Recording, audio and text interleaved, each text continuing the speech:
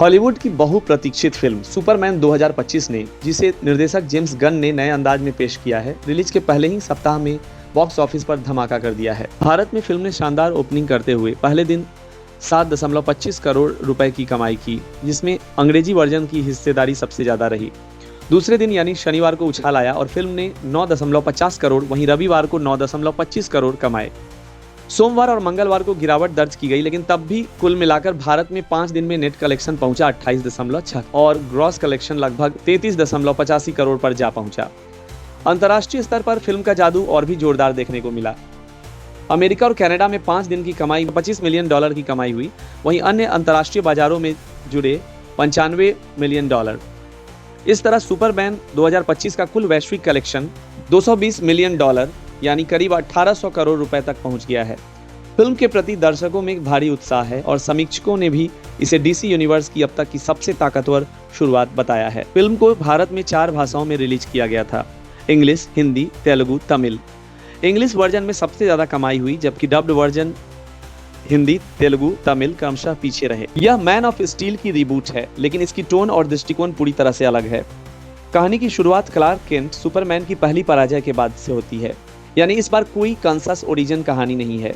Film में Rachel Brosnan हैं Lois Lane के रोल में और निकोलस हॉल्ट हैं लेक्स लूथर के किरदार में। जॉन सीना ने एक मजेदार कैमियो किया है पीस मेकर के रूप में। फिल्म डीसी स्टूडियो के नए युग की शुरुआत है, जिसे जेम्स गन और पीटर सैफरॉन संचालित कर रहे हैं। यह फिल्म डीसी की पिछली फिल्मों जैसे जोकर, पॉली ए डियॉक्स जो कि 2024 में रिलीज हुई थी, द फ्लैश जो कि 2023 में रिलीज हुई थी, Shazam fury of the gods जो कि 2023 में रिलीज हुई थी, उसके बाद पहली बड़ी सफलता है। डेविड कॉरेंसवेट की पहली सुपरमैन फिल्म ने दुनिया भर में शानदार शुरुआत की है और डीसी के लिए एक नई उम्मीद की किरण साबित हो रही है। भारत में भी इसका प्रदर्शन उम्मीद से कहीं बेहतर है और यह हॉलीवुड फिल्मों के बढ़ते प्रभाव को दर्शाता है। यह फिल्म सुपरमैन की शक्ति और मानवीयता के बीच के संघर्ष को उजागर करती है।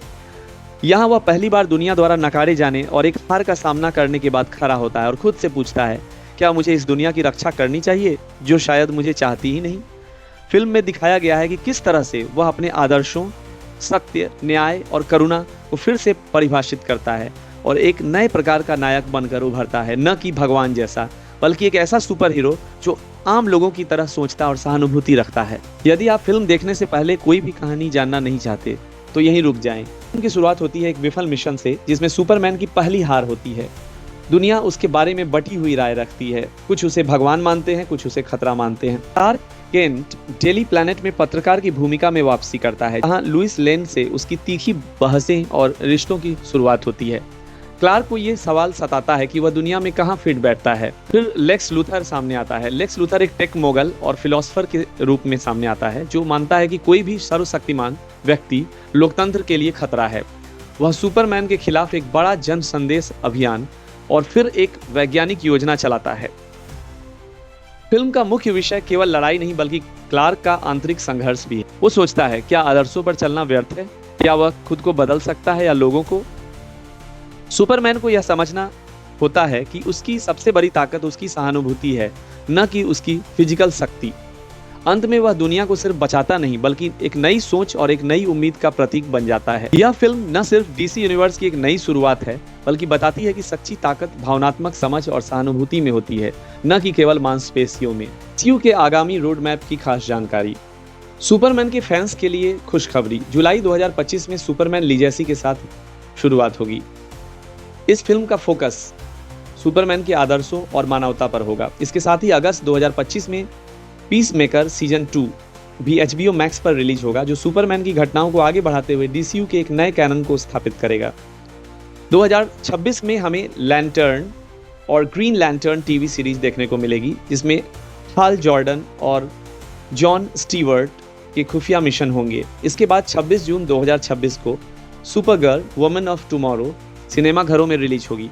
इस फिल्म में मिली एल्कॉक मुख्य भूमिका में होगी और 11 सितंबर 2026 को क्लेफेस नाम की एक बॉडी हॉरर फिल्म सिनेमाघरों में आएगी, जो गॉथम सिटी में हो रही अजीब घटनाओं को दिखाएगी। 2027 में द बैटमैन पार्ट 2 सिनेमाघरों में आएगी, जो मैट रीव्स की बैटमैन श्रृंखला का अगला भाग होगा। इसके अलावा Batman the brave and the bold पर आधारित फिल्म में ब्रूस वेन और डैमियन वेन के पिता बेटे के रिश्ते को दिखाया जाएगा और 2028 में हमें डायनेमिक डियो नाम से पहली एनिमेटेड फिल्म मिलेगी जो नाइट विंग और रॉबिन के साहसिक सफर को दिखाएगी। द अथॉरिटी पर आधारित फिल्म की रिलीज तिथि अभी तय नहीं हुई है, लेकिन यह वाइल्ड स्टॉर्म की पोर्टेड टीम पर आधारित होगी। डीसीयू के लिए और भी मजेदार प्रोजेक्ट्स तैयार हैं। 2024 में क्रिएचर कमांडोज एनिमेटेड और वॉलर का आगाज होगा। इसके अलावा booster gold, swamp thing, tin Titan और पैराडाइज लॉस्ट जैसे प्रोजेक्ट भी जल्द ही सामने आएंगे। डीसीयू का उद्देश्य है हर साल 2 लाइव एक्शन फिल्में, 1 animated film, 2 live action TV shows, 2 animated TV shows लाना। इसके साथ ही जस्टिस लीग की दिशा में कदम बढ़ाने की भी योजना है। डीसीयू की नई शुरुआत चैप्टर 1 गॉड एंड मॉन्स्टर्स के तहत अब एक कनेक्टेड और निरंतर ब्रह्मांड का निर्माण होगा, जो मार्वल जैसी केंद्रीय कथा शैली को अपनाएगा और आगामी फिल्मों तथा शो में बेहतर क्रॉसओवर क्षमता की दिशा में काम करेगा। डीसीयू की यह योजना एक स्पष्ट और व्यवस्थित शुरुआत को दर्शाती है। हर प्रोजेक्ट एक मजबूत कड़ी के रूप में जुड़ेगा और फैंस को नए अनुभवों का तोहफा मिलेगा। तो तैयार हो जाइए, अगले कुछ सालों में डीसीयू का ब्रह्मांड आपको नई ऊंचाइयों पर ले जाएगा।